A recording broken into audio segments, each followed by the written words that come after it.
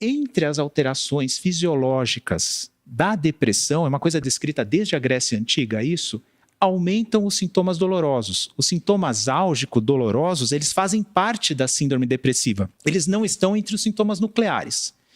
Porque quando se pensa em depressão, a primeira coisa que se pensa é tristeza, angústia, aflição, que são sintomas afetivos. Sim, de fato, esses são sintomas nucleares.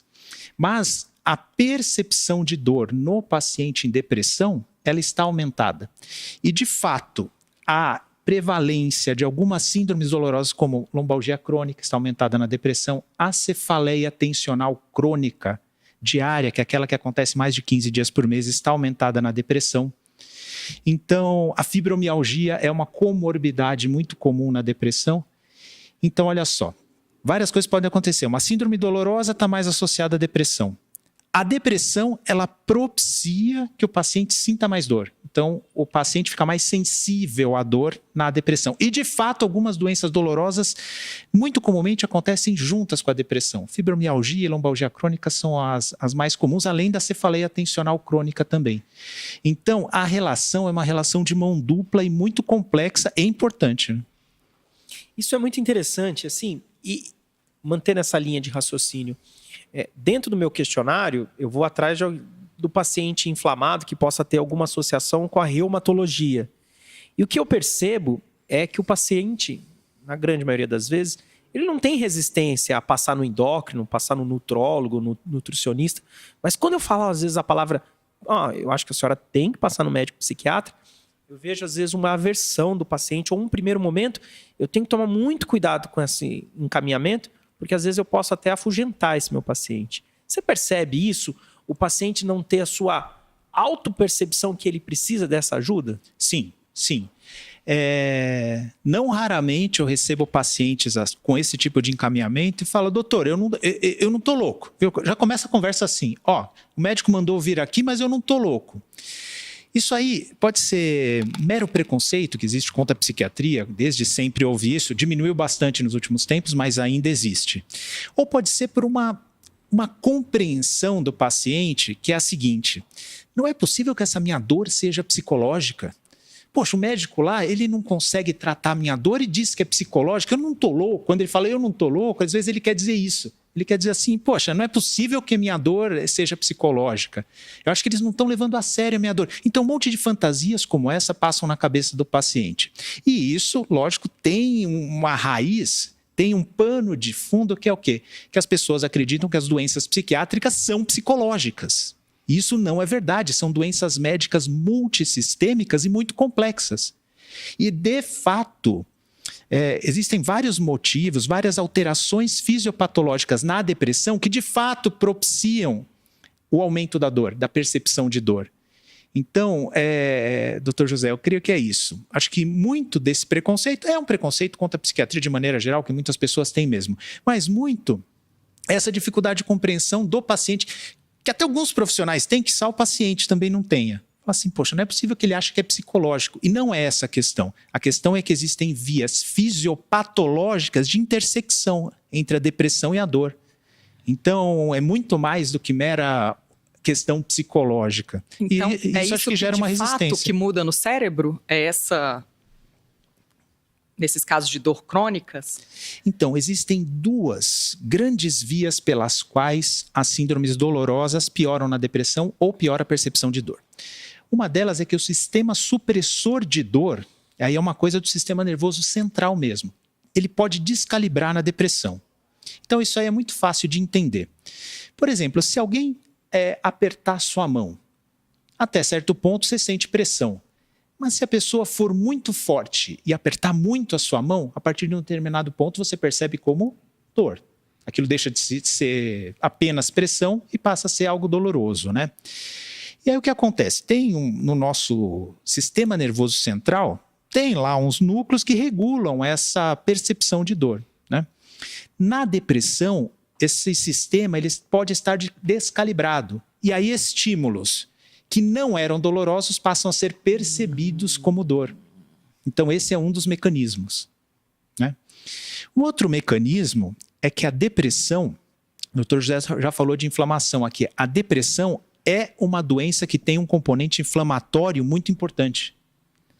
Isso aí é bastante interessante. Nos anos 70, 80, isso aí foi bastante estudado, né?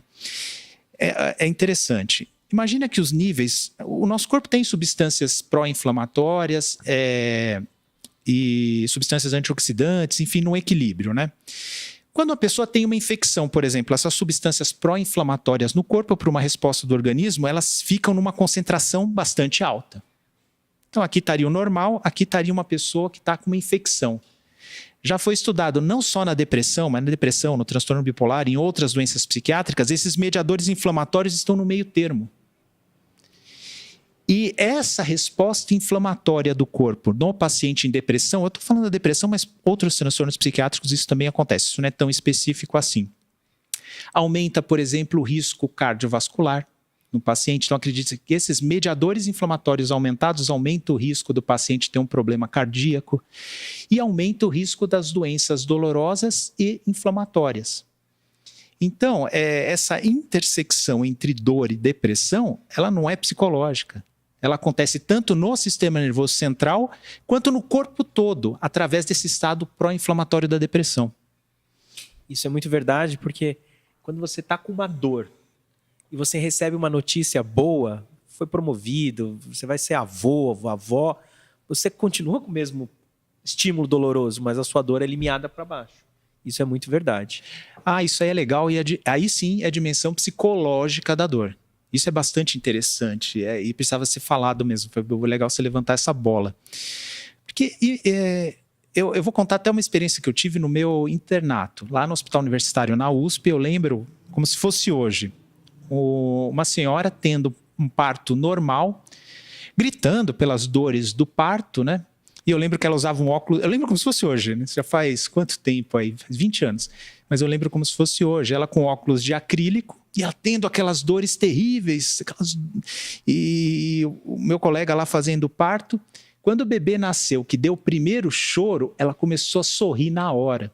E no meio do parto, ela estava sentindo tanta dor que ela pegou o óculos, quebrou e jogou para o lado, assim.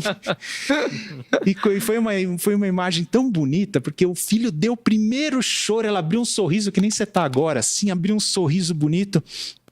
E foi uma imagem que me impactou bastante. Então, imagina, aquela dor é uma dor lancinante. Se fosse para colocar na escala subjetiva, que a dor é sempre subjetiva, né? Agora, é interessante isso. É subjetiva, mas tem uma dimensão psicológica. Então, do ponto de vista subjetivo, perguntar qual dor ela sentiu, acho que ela vai falar 10 em 10. Sim. Né? Mas o sofrimento associado a essa dor é muito pequeno. Porque foi a maior alegria da vida dela, o sorriso que ela abriu, uma coisa espetacular. Essa é a dimensão psicológica da dor, né?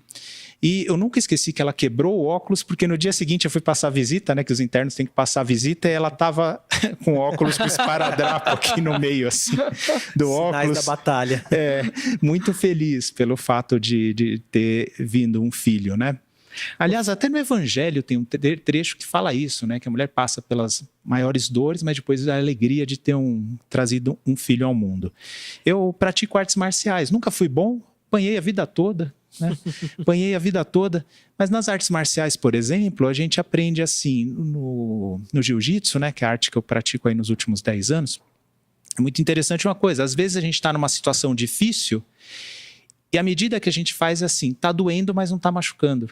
E a gente aguenta, se for aquilo, para ganhar uma luta com toda alegria. Mas como é que a gente faz isso, distrair a mente da dor? Isso aí é uma coisa muito complicada, né? O Viktor Frankl, que foi um grande psiquiatra, né?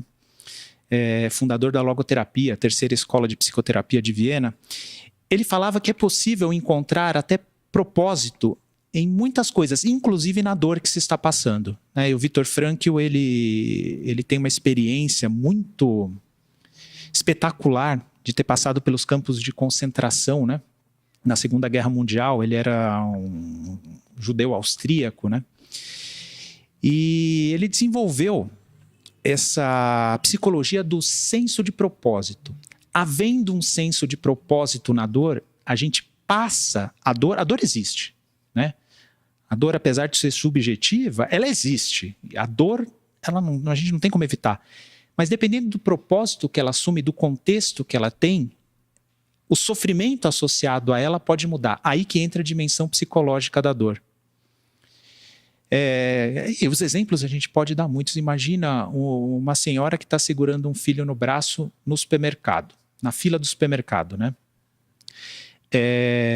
Se começar a doer o braço dela, vai falar, eu volto outra hora e compro aqui, porque eu não tá chato aqui segurar meu filho aqui. Mas se ela tiver numa fila, por exemplo, para obter um tratamento para o filho num pronto-socorro que vai salvar a vida do filho, ela fica o dobro, o triplo do tempo. Fica o dia inteiro. E aquela dor não vai ter tanto significado para ela. Ela vai passar com aquela dor com menos sofrimento. Essa é a dimensão psicológica da dor. E existe isso também, por isso que dor é algo tão complexo, né?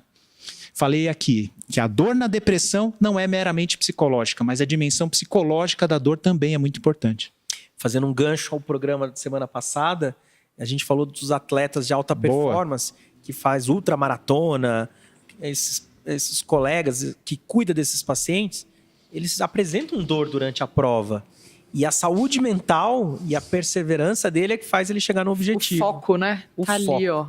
Então, eu acho que essa talvez seja... Esse é um bom exemplo, o senso de propósito, né? Eu ouvi dizer de um ultramaratonista que, nem sei se é verdade isso, tá? Mas que esqueceu de passar vaselina nas partes íntimas. E teve esfolamento gravíssimo, né? Mas completou a prova. Ficou sem andar e sentar por uma semana.